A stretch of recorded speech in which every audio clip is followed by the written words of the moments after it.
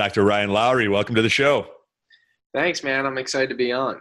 I'm pumped to have you on as well. For those of you guys listening, Dr. Ryan Lowery, PhD, he got his BS and MS in exercise physiology and exercise and nutrition science from the University of Tampa. He's the co-founder of the ASPI, which stands for Athletic Sports Performance Institute. Applied Science and Performance Institute. Applied Science and Performance Institute. Wow, was I off? Samsonite. Ketogenic.com.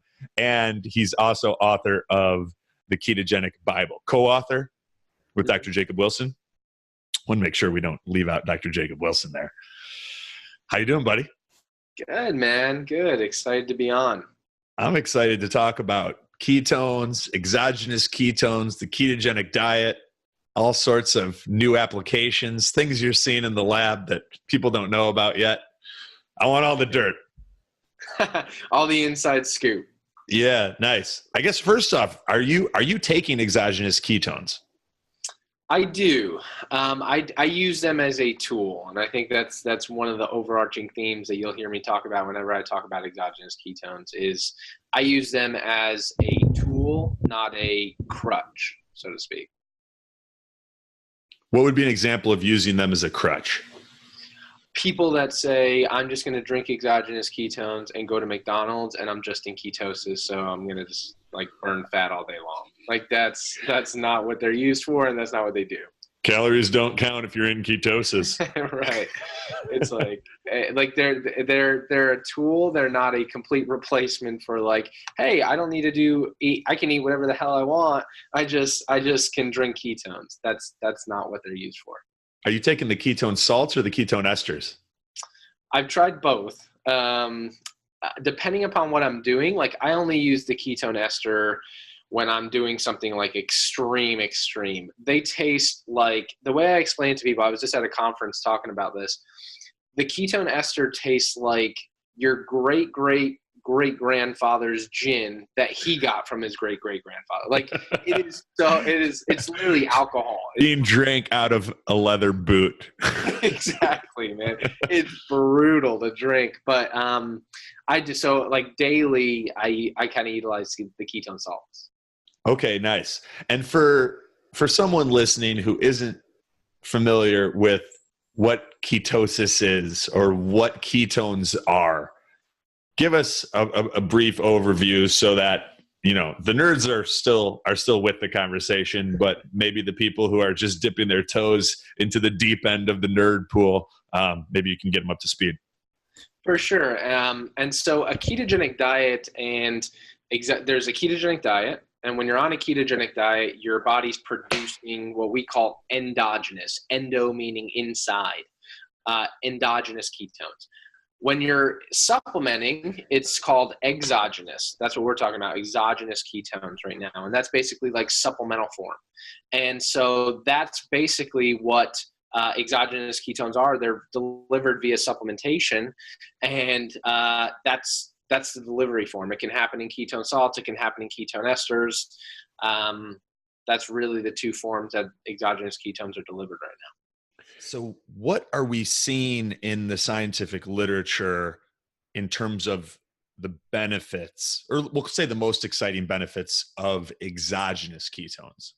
Yeah, and this is where it's tough because there's very limited data at this point. And most of the data really has been done looking at like cycling performance, like for performance athletes. That's really where the data has gone and showing increases and improvements in like cycling performance and fatigue.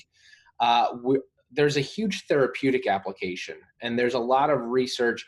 I'm more concerned, or I'm more interested actually in the benefits of brain function, neurological function, overcoming some of these deficits that we see in things like dementia and Alzheimer's and traumatic brain injury. That's where I'm super interested to see these applications come, because we know with the research that's out there that MCTs are beneficial, but ultimately MCTs get converted over into ketones. So we really need to take that next level and go, what happens if we deliver an exogenous source of ketones to someone with some of these conditions?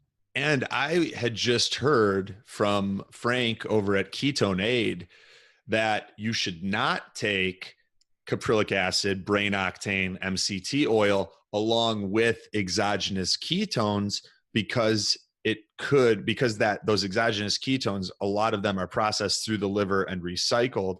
And if you do a whole bunch of fat, that could slow down the liver processing of those ketones, and you wouldn't get as much recycling taking place. Is that true? Did I just totally butcher the science? No, it's an interesting perspective. I don't know. I don't think that would be the case necessarily, because the way that when you deliver ketones into your system via drinking them, they don't need anything to be broken down. They do get processed, but there's no mechanism by which they need to be broken down even further. Whereas like MCTs, they still need to go through the Krebs cycle, and then ultimately they produce ketones. So I don't know, there may be some inhibition there, but actually Dominic D'Agostino actually saw there was like a benefit when you combined both MCTs and BHB, but there's limited data on it.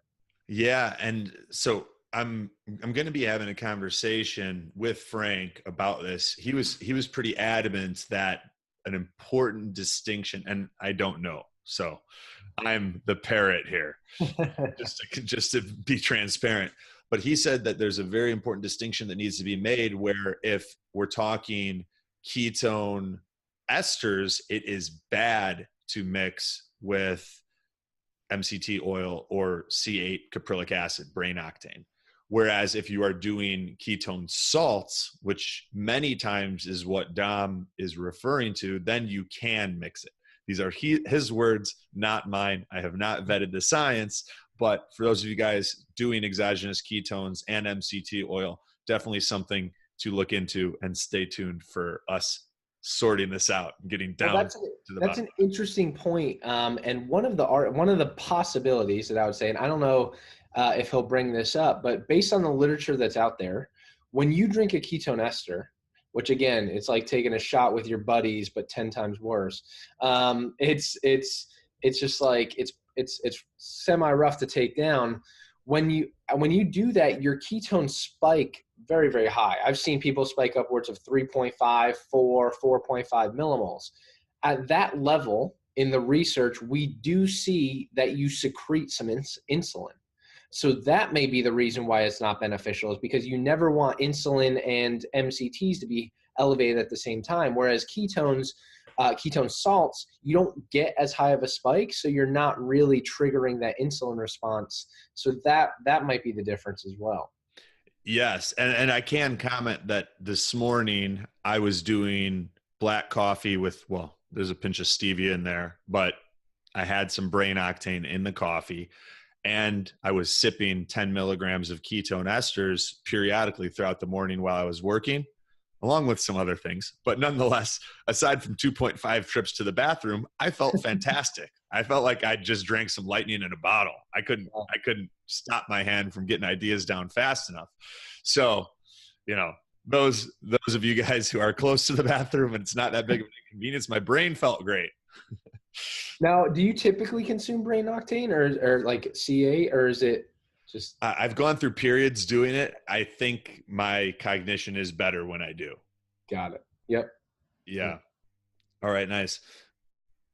Tell me about the Ketogenic Bible. Why did you write it? What's it about?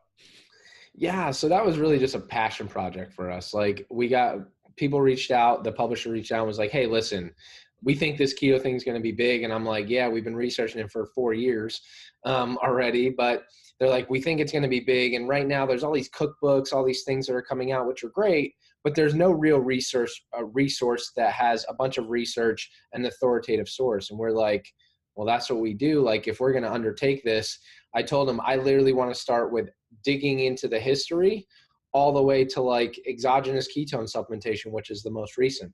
So it really was a passion project for us to dig into that research, not only from the history to basics of fat and carbohydrates to like, no, let's talk about Alzheimer's and schizophrenia and autism and Parkinson's and cancer, and like really dive into all the potential applications and open up people's minds. My dad, who gets a lot of airtime on the Biohacking Secret Show podcast, shout out to Gene DiClemente. He has Parkinson's, And we've noticed he does much better when he's eating a ketogenic diet. And conversely, when he decides to get himself some organic granola and have that for breakfast, not so bueno. Mm. Do you have rest? So for someone like my dad, who's a big part of it is he doesn't like know what a keto meal is or something like that, or like what are good examples. Do you guys in the Ketogenic Bible, do you guys give examples of like keto breakfasts? Be like, here are some keto breakfast ideas. Yeah, we have a bunch of stuff in there that's like, hey, here's a beginner's guide. We have a ton of recipes on ketogenic.com that are like literally broken into breakfast, lunch, dinner, snacks, where people can just go to and grab those. But yeah, I think that's the biggest part is how do you make it something that's sustainable? I'm this, like my parents as well. Like my mom has Crohn's and she's got an Italian background, and it's like, well, heck, how the hell do I get her from eating pasta to eating like palmini or shirataki noodles? Like that was a transition. Yeah, dodge some butcher knives probably. Right. Oh, it's easy, Mom. Just start eating. Just stop eating pizza, pasta, breads, cookies, desserts. It's easy. Exactly. Question for you: Get out of my house. With your dad, have you ever tried exogenous ketone supplementation? Yes, but we've done. He did way better with. I had him on the Prove It ketones. Mm-hmm. That's if you guys wanted to check those out. I believe it's biohacks.pruvitnow.com. We had him using those for a while. I used those for a long time, along with their max version, and I liked it, especially the one with the caffeine.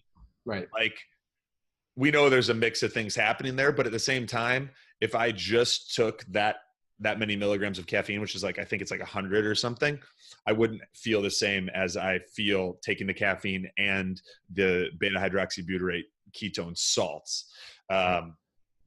And we have not done the esters with him though, but that's in the works. So Frank Awesome. from Ketone Aid, he's big on, he wants to pioneer a lot of Parkinson's research. And even if they're, volunteer trials and experiments and documentation. So we're going to get some video, some before video, and then integrate around 10 milligrams a day of the ketone esters and maybe go more, but starting very small to assess tolerance and see how it goes. Because I think you mentioned Dr. Veach and Bill Curtis. They're doing some research in this area, right? Yeah, they are. And Dr. Veach published some of the original research in like animal models that mimic Parkinson's. And what's Dr. Veach's first name? Richard Veach and Bill Curtis, right? For people that want to look it up. And Richard Veach has Parkinson's, right? Bill has Parkinson's. Bill has Parkinson's. Okay, perfect. I'm sorry. Continue. Everyone's good. Up to speed. But Dr. Veach, to put it in perspective, Dr. Veach is like the godfather of ketone esters. Like he's the one who really, and he's associated with Frank. Actually, they're related, through their family tree. So Dr. Veach, literally, his mentor was Hans Krebs, the guy who came up with the Krebs cycle.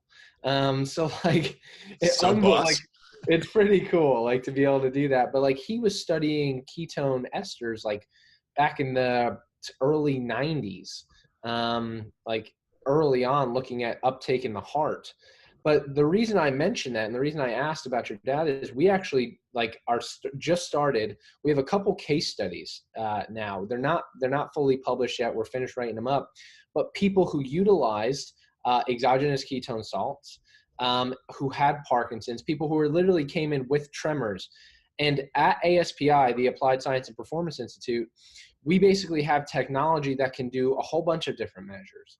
And one of the measures is like eye tracking capability. So literally high-speed cameras that can measure your eye movement. And things that, like, when you look at someone with Parkinson's, it's not like their eyes are bouncing around all the time. But like they really are. If you take a deep dive into like looking at these high-speed cameras and have them track. So to put it in perspective, like someone with Parkinson's, if they're trying to track two targets at the end of each screen, one on the left, one on the right, and you just tell them, hey, for 30 seconds, track just with your eyes back and forth, you'll see like a figure 8 pattern. Like it's all messy. They might miss the targets. They might go halfway and go back because their eyes are fluctuating so much. We gave a dose of exogenous ketones, 10 grams, and basically look 30 minutes afterwards and drastic improvements. It was like the equivalent of someone who didn't have Parkinson's, like the normality of it, and they were hitting their targets. And we actually saw in this individual, like the case study we did, his tremors like stopped for that period that his ketones were elevated. How long did the tremors stop for?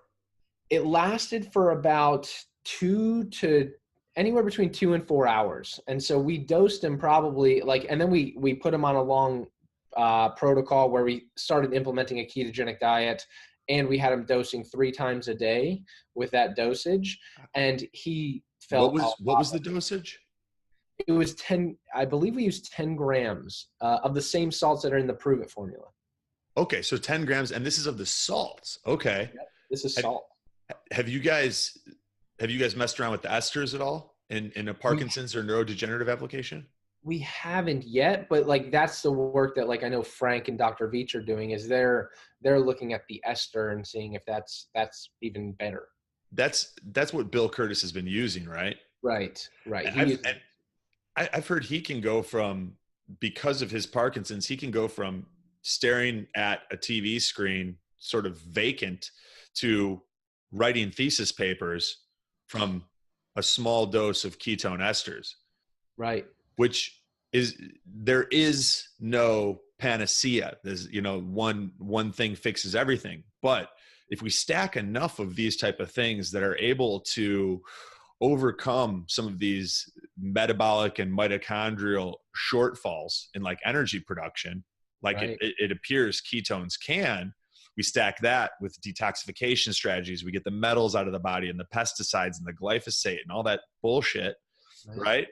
We start turning their cells back on. We start integrating some acute stressors that don't exceed their ability to recover, but make them a little bit stronger. You stack enough of these things, and I truly believe that we will see a reversal in neurodegenerative conditions, starting with the ones that, from least severe to most severe.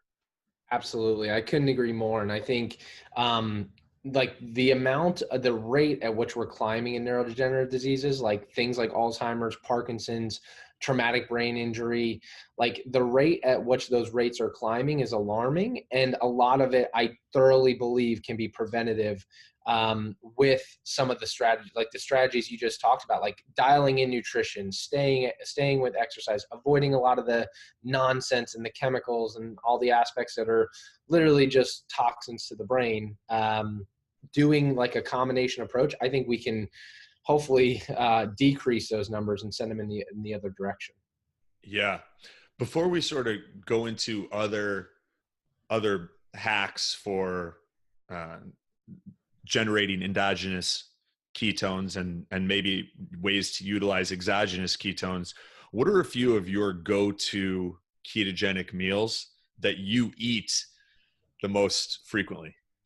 It's a good question. I do the same thing roughly every week. I travel a lot, so it varies when I travel, but I typically do like some intermittent fasting throughout the week. It's just easier for me, similar to you. Like I'm more like, how can I optimize my brain, and then I fuel my body in like performance secondary. Like that's kind of the focus. And so some mornings I'll start with like coffee and I'll throw some MCTs in it. For lunch, I typically either have like a huge fat shake with like MCTs, protein, unsweetened almond milk, or I'll have like a Cobb salad. What type of protein do you use in there? Whey. I use whey. Nice. What's your base? You said almond milk? It's unsweetened almond milk, okay. Whey, MCT powder. Sometimes I'll throw in like some collagen, peptides, and a bunch of ice to make like a huge shake out of it. What's your take on the collagen peptides? I don't know yet. I take them more for like joint recovery. I'm not interested in like the hair aspect of it yet. But I think there's enough data if it's the right type, if it's like type 2 versus type 1, if it's the right type of collagen, I think there can be a benefit if it's at the appropriate dose. Do you have certain supplements that you feel a difference when you're taking them? Exogenous ketones are definitely one of them. They're Yes. probably the top of my list. Other How one, do you dose it? exa- Do you do 10 grams?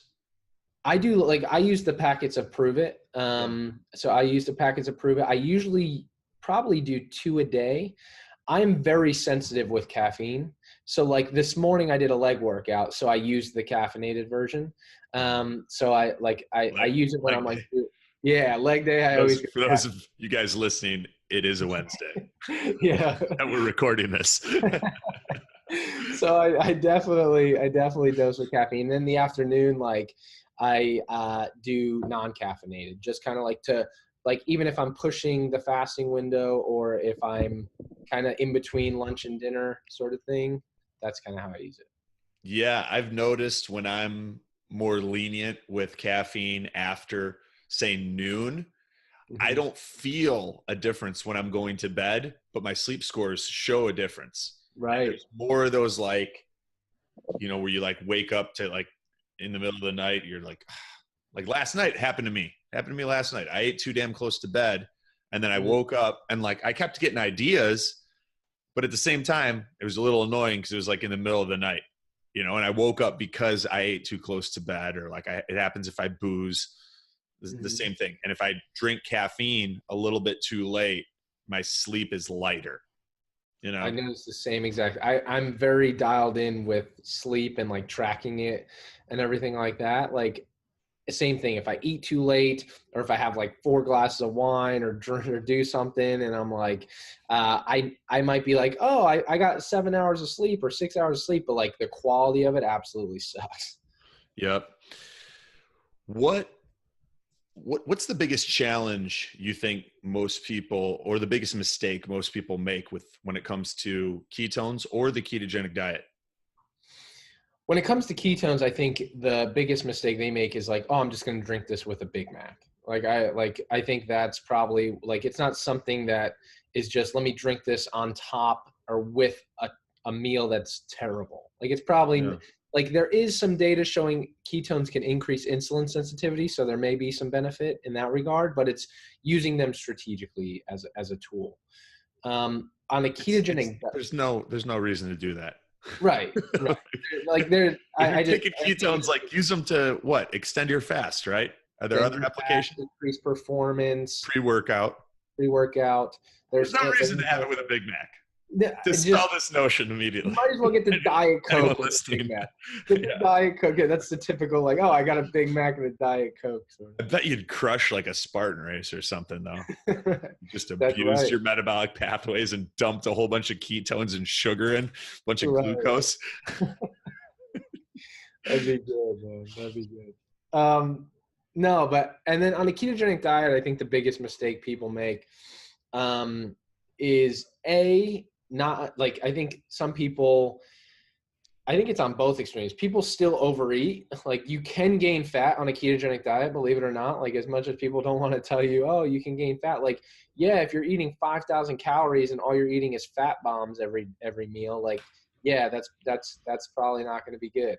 But I do see a lot of people under eating, and that's one of the things. Especially, I get a lot of stuff on Instagram and Facebook from people who are like, hey, my hair's falling out, particularly females, Hey, I'm and I'm like. slowly dying. What Yeah, should I do? well, their hair's falling out, and I was like, oh, cool. Like, I was like, what are you eating? Like, what's your meal frequency? They're like, oh, I'm doing OMAD, and like, I had like half a thing of salmon today. I'm like, so you had 15 grams of protein. That's why your hair's falling out. Like, that's a protein deficiency. Like, the entire day, you've only eaten 15 grams of protein, and you do that every single day. Like, that's going to result in your hair falling out. So, guys hanging out when Ryan said OMAD, he's talking about one meal a day. So Ryan, basically this person, they'd gone to one meal a day, but they didn't increase their food quantity. Right. They're eating the equivalent of like one meal and starving themselves with what, Yeah. like raw willpower and exogenous ketones.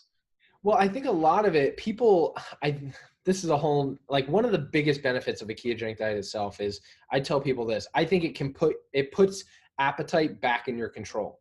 I think we're so on the other end of the spectrum where people are so controlled by food, and we have like oh, there's a bar in my cabinet, so I'm going to go eat that. Or, oh, there's some candy and some Swedish fish over there, like I'm going to go have 4 handfuls. And people are just controlled by food.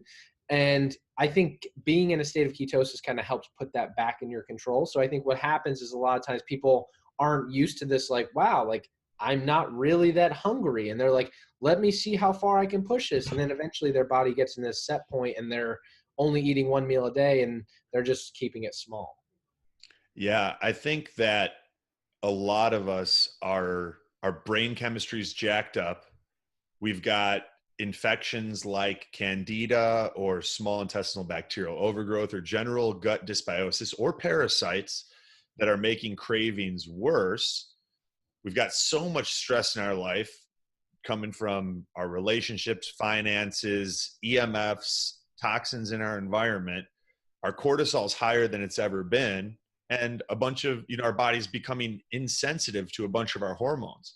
It's like this perfect storm that's happening where it's no wonder why diet and exercise isn't really cutting it, at least in terms of fat loss anymore. It's like we need to have a better skill set, and we need to be looking at all of these areas that impact metabolism, including the ones that are invisible to the naked eye. Right. I 100% agree. I think it's a combination approach is ultimately what's going to be the best. And it's understanding where you're at. And like, I think for some people, they go in and they get overwhelmed of like, damn, I need to get blue light blocking glasses and EMF blockers, and I got to eat keto. I got to eat 90% fat, and they like go hard. I got to eat 1 meal a day, and I got to exercise 7 days a week. It's like, no, like start taking steps to progress and make steps every single week, every month, every year to like make sure you're on track for addressing your health. Nice. Okay. So we're sold. We're going to pick up a copy of the Ketogenic Bible at ketogenic.com. For those of us listening, do you have another nugget, another practical application or piece of science from the Ketogenic Bible that we can use to improve our performance, quality of life, all that body composition? Yeah, I think one of the things we talk about in there is the biggest challenge for most people is, oh, this keto flu thing, all right? Like if I'm just going to get started, I need some time to adapt. And the thing to understand, I always preface people this is, you have been eating a certain way if you're just starting this 30, 40, 50, 60, 70 years. Like your body has been primarily reliant on carbohydrates because you've been carbohydrate based. You've been eating candy and sugar and breads and grains and all these different things. Don't think that your body's miraculously going to adapt in 24 hours. Like, don't think it's going to completely change its fuel source from primarily running on carbohydrates for 40 years and in 24 hours change to running on fat and ketones as its fuel source. It's going to take some time. The question becomes, one, what do you do throughout that time? And two, how do you accelerate that process? And how much time are we talking? Right. Like how long does it take? For someone who's deconditioned, what would you tell them to mentally prepare for to make that transition? I would say how long you're saying? Yeah. I would say most people overcome it within 7 to 14 days is they overcome a lot of the aspects of the keto, especially if you dial in like, hey, I need to understand that I need to increase my electrolyte intake. I need to increase my electrolyte intake because when insulin is low, I'm excreting out a lot more sodium. So yeah, I might be having 3 to 5 grams of sodium per day, even though the guidelines tell me to have under 1. Like, I'm going to increase my amount because my insulin's so low. Understanding those principles kind of help that process. Nice. That makes a lot of sense. So before we dive into the rapid fire round, let's take a quick second to check out these awesome biohacks from our sponsors.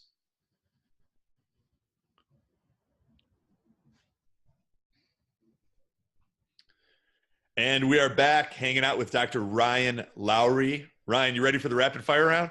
Let's roll. All right. What movie, book, or podcast episode changed your life?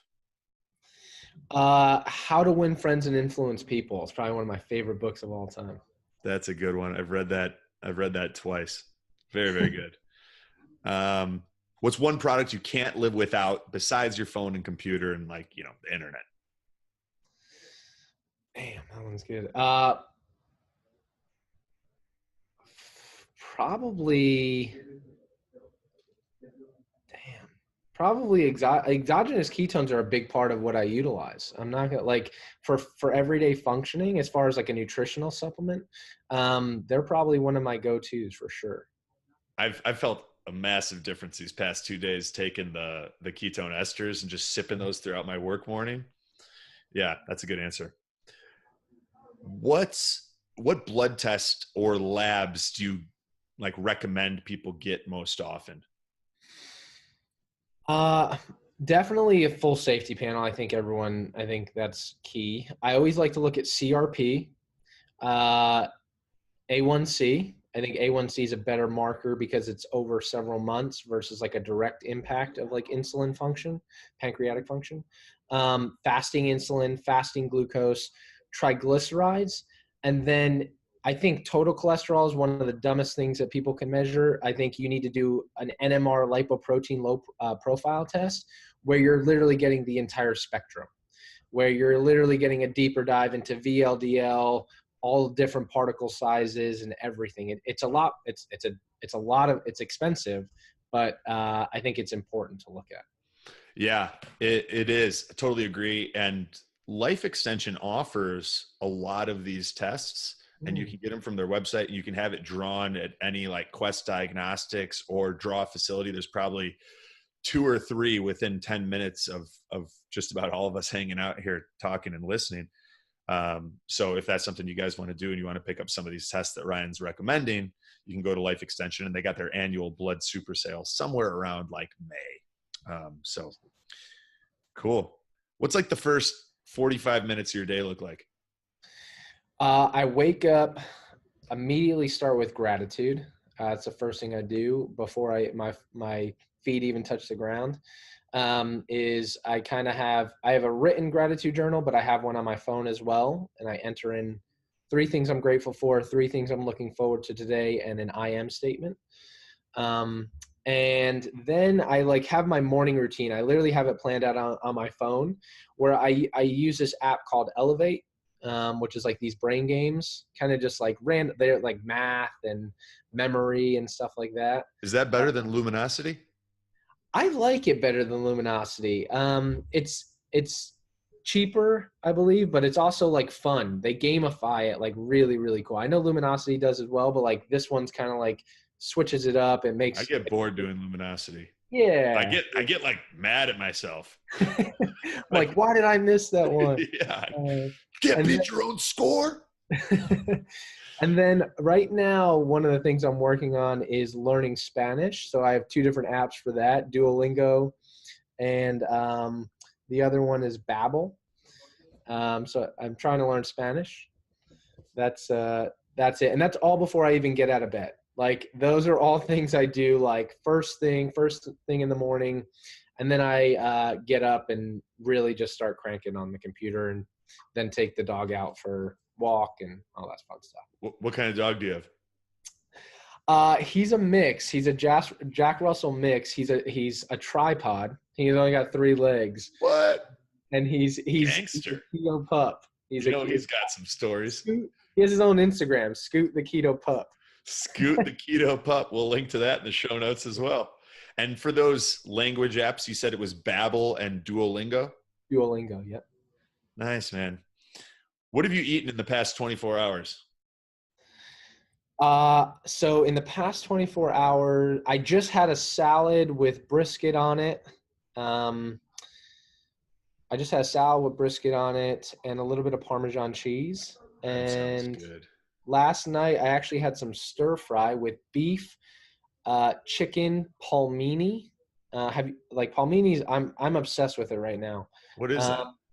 So it's the closest thing to pasta I've found yet. I've tried the shirataki noodles, and people that have tried the shirataki noodles, they're like, yeah, I know I have to wash them because they smell. There's like a smell with shirataki noodles, and you have to wash them pretty thoroughly. But there's this thing called palmini, and it's basically hearts of palm, which are just all fiber, and they're cut into strings, but it's the closest thing to pasta I've ever gotten. Whoa, this could be life-changing. My mom eats it. That tells you a lot. She eats it. Is there a brand you like of this keto pasta? I think the name of the brand is Palmini. Like if you Nice. search Palmini on Amazon, I think that's the name of the brand, but it's literally hearts of palm strings. And how do you like? What's your favorite way to prepare palmini? Like last night, sauteed it up with some chicken and beef, just kind of like a little stir fry. But I've also had I love shrimp scampi, so I also did some palmini, some butter, some garlic, and some shrimp. That's a great one as well. I have a feeling this is going to be the hit of the episode. Is The palmini. keto pasta, the palmini. People are going to be like, thank you. I was hanging on by a thread to this whole keto thing, ready to throw in the towel. That's great. How do you get motivated and stay motivated? Perspective. I'm big on it. I think at the end of the day, I'm so full of perspective and gratitude. By starting my day with gratitude and finishing with gratitude, I don't have anything else other than to be motivated. Like I always say this to people, I woke up today and someone else didn't. Like it would be a smack in someone's face to not take that opportunity and run with it and capitalize on everything we're trying to accomplish every single day. Yeah, man. This in December, my brother's on Instagram at the wave in the ocean, I think, something like that. My brother Nick, and we were talking and just discussing mission and vision and purpose and those things. And he said, if you knew for certain that you were going to die on December 31st, 2019, and there was no amount of money you could make in order to buy a cure, how would you live this year? And that was a hard place to even allow my mind to go, to like think, okay, you're for sure 100% going to die. What do you do? But I've been doing so many things with a sense of purpose, passion, and urgency that I wasn't doing prior to allowing myself to go there and prior to my brother asking me that question. That's power. I got chills just thinking about that, man. I really like that. And I think one of the biggest things that people do is they get so hung up on the past. They push too far out into the future and they delay. And they're like, oh, I can do that then. Oh, I'll just wait and do that. And one of the best documentaries I've ever come across in my life is a documentary called Be Here Now. It's going to be you've seen it. It's going to, Ram Dass, right? Unbelievable. And it's all about being present in the moment because you never know what could come up. And then at that moment, when tragedy strikes, that's when you are just flooded with all this regret. And you're like, damn, what just happened? Like, why wasn't I present? Like when I'm with my friends or with my family, like, oh, I'm on my phone all the time and I'm not really with my family. I'm just there physically. Am I actually being present in relationships? Am I actually being present in meetings? Am I actually being present with my team or loved one or whoever I'm with? Or am I just physically there? And that's kind of been a complete mind change for me every time I'm around people. I am loving awareness. I love that affirmation. You see him there, even after his body, after he's had the heart attack and said, I wouldn't wish the physical implications of a heart attack on anyone, but the peace that comes with a heart attack, I wish for everyone. And it's a pretty cool documentary, Be Here Now with Ram Dass. Great recommendation from Ryan. And then oddly enough, to bring things not full circle, but little loop back, my brother's Christmas present to me was Be Love Now, Ram Dass's book. Yeah. Yeah, and I've got Be Here Now next to my bed at night with the Vertellus Chapters journal. It's another one of these journals, but I like it. I write it before bed. Nice, man. Well, Ryan, this has been fantastic, dude. Thank you for hanging out. For our listeners that want to stay up to date with projects you're working on and everything else amazing in the ketogenic space, what's the best way for them to do that? Definitely on Instagram. It's Ryan P. Lowery. A lot of times people think it's Ryan Plowry. They always think but my middle name is Patrick. I should have Plowry did that? Figures. And then on Facebook, it's Dr. Ryan Lowery. And our website's ketogenic.com. Always posting new stuff on there. Always post anything keto related will certainly be on there. And then our research is theaspi.com and on Instagram it's theaspi to kind of see some of the athletes or high level individuals we're working with, like Tony Robbins and those types of guys are all over that. Nice. Love it, guys. Head over to ketogenic.com to stay up to date with everything amazing in the world of Dr. Ryan P. Lowery. We're going to put the links to the Prove It Ketones that Ryan and I take and everything else in the show notes. So look out for that. And this has been Dr. Ryan P. Lowery and Anthony DiClemente and the Biohacking Secrets team reminding you guys, don't treat the symptoms, find the root cause, and you too can have a life of superhuman health. Thanks for listening. Take care. Talk to you soon.